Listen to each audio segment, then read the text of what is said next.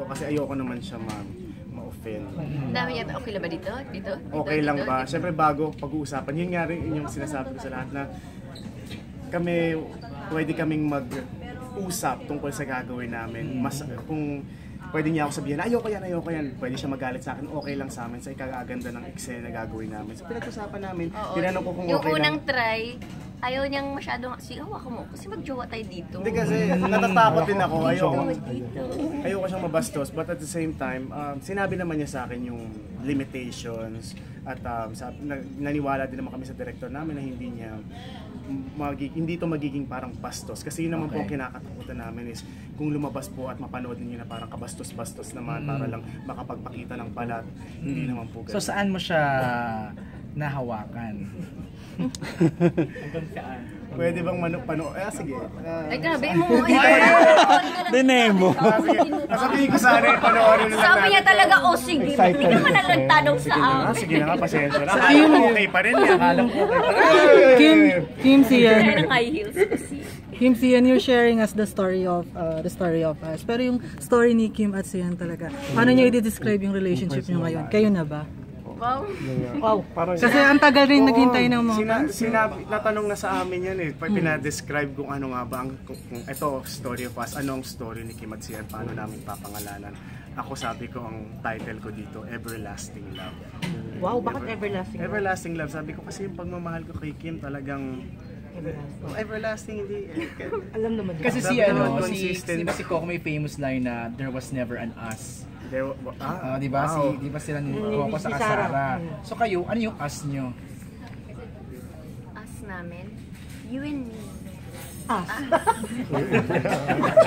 Kayo na ba talaga? Ano daw? Diba? Is there an us? Ano ba yung label nyo na talaga sa ngayon? Kasi for all these years you've been very sweet to her, tanggap naman niya, consistent and all that. Pero yung label yun yung gusto ng yata ang malaman ng tao. Yes, ito po ang totoo. Sabihin ko po sa inyo. Kasi Valentine's naman.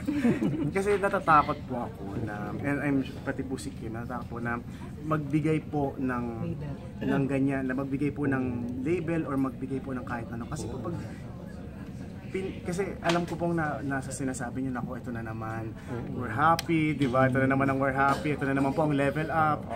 Pero hindi ko siya pwedeng tawagin girlfriend. Ang gusto ko pong sabihin sa inyo, mahal na mahal ko si Kim. Ayun po ang gusto kong sabihin.